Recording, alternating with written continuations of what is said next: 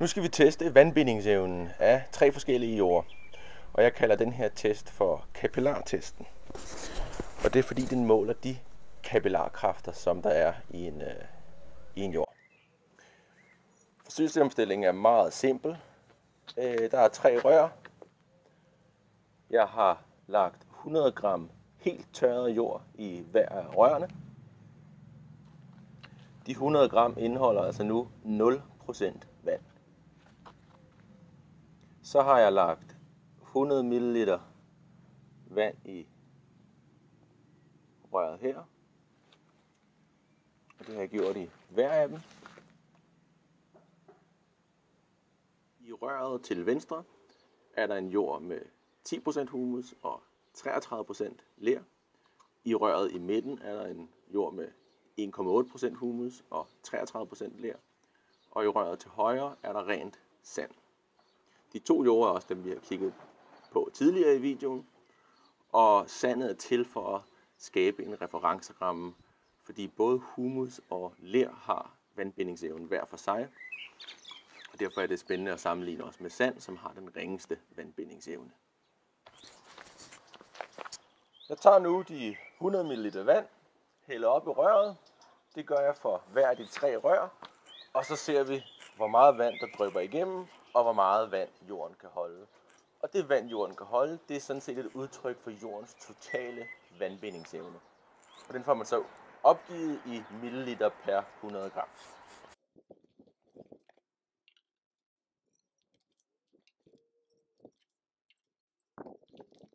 Vi kommer samlet til at hælde det igennem 3 gange, for at sikre, at jorden er fuldt mættet. De er i gang, og der dryppes, så nu skal vi bare vente.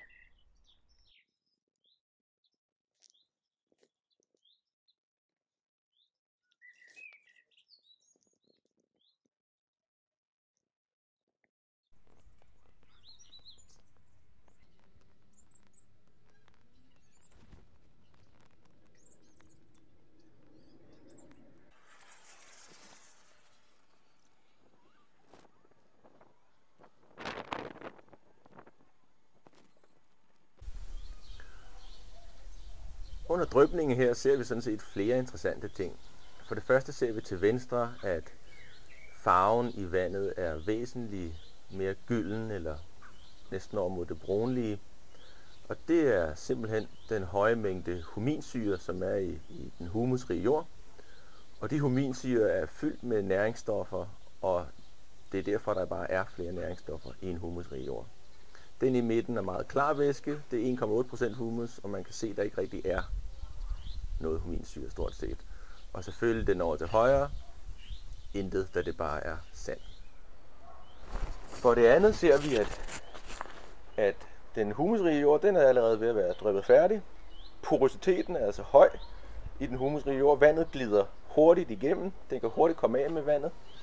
Mens den meget lerrige, eller de har jo samme mængde ler, men den leren, hvor der kun er 1,8% humus, der lerens egenskaber træder tydeligere igennem, og det er sværere for vandet at løbe igennem jorden. Porositeten er lavere i den humusfattige jord.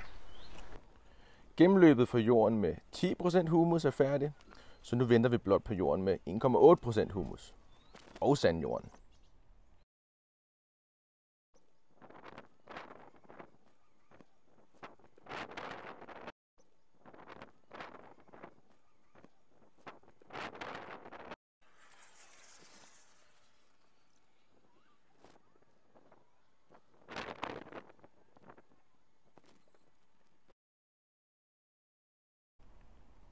Det er altså store sager, vi er vidne til her.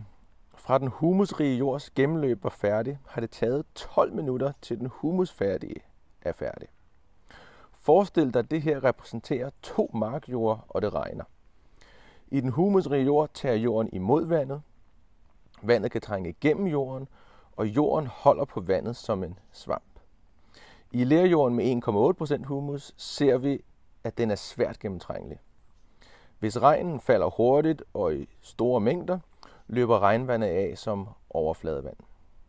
Samtidig holder marken på mindre af vandet, og den vil efterfølgende hurtigere tørre ud.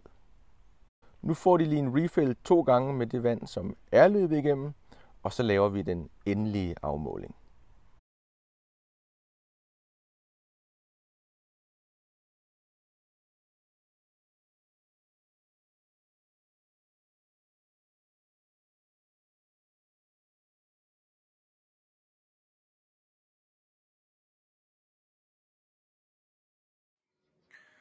Og så skal vi lige zoome ind. De er færdige med at dryppe for 3. gang.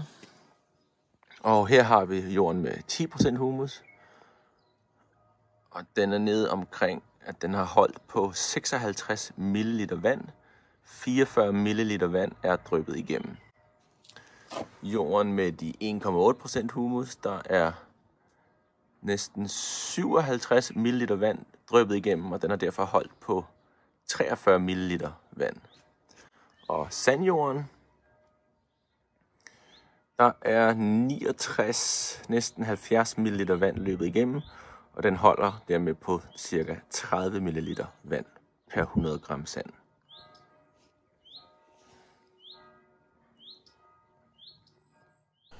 Den humusrige jord kan altså holde 56 ml vand per 100 gram jord, og den humusfattige 43 ml og sandjorden 30 ml. I den humusrige jord er der altså 13 ml vand mere end i den humusfattige, og 26 ml vand mere end i sandjorden.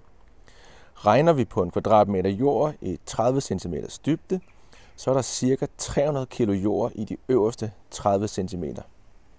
I 1 kg jord vil de 13 ml vand per 100 gram jord derfor svare til en ekstra 130 ml vand, hvilket så vil være ekstra 39 liter vand i 300 kg jord.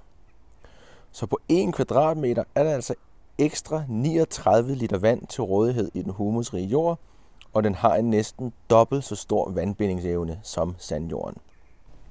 Den humusrige jord kan altså holde 168 liter vand per kvadratmeter i 30 cm dybde, den humusfattige 129 liter vand og sandjorden 90 liter vand. Perspektiverne er store i det her. Dyrker man tomater, agurker, gulerødder, salater, jordbær, vindruer eller andet, som kræver masser af vand, så maksimerer man det mulige tilgængelige vand. Har du problemer med tørke om sommeren på marken, så kan du reducere problemet med mere humus i jorden. Udvaskning af næringsstoffer under regnskyl og oversvømmelser kan reduceres kraftigt med en mere humusrig jord. Det er også perspektiv for græsmarkerne, som med mere humus i jorden vil forblive grønnere i længere tid over sommeren. Når der er vand til stede i jorden, så er dyrkning bare nemmere. Man lykkes med mere.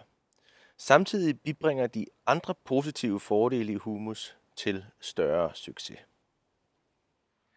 Jeg håber, I har nydt videoen, og I nu har et meget bedre indblik i, hvad humus er, og hvor stort et potentiale det har for alle, som dyrker noget i jorden.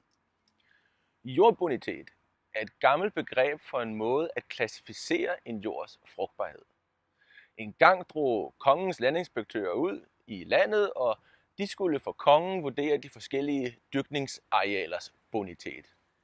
Det har været et meget personligt skøn fuld af usikkerheder.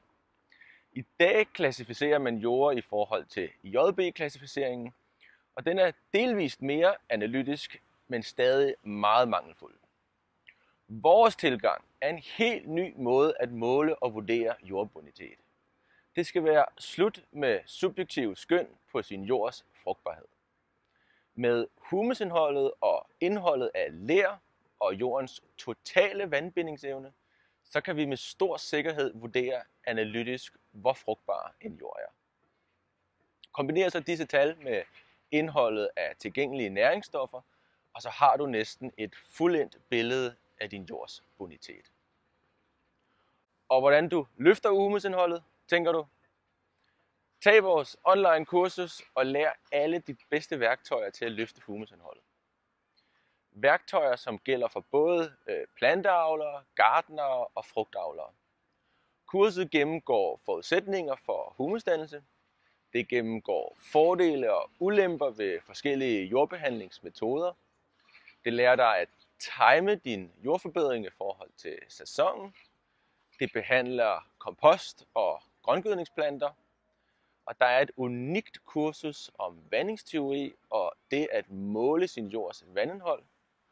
Og så nørder vi humus, mikroliv, rodudvikling, homogenisering og mere. Der er masser af materiale. Et højt humusindhold giver sunde fødevarer af høj kvalitet og langt lavere omkostninger til gødning og vanding.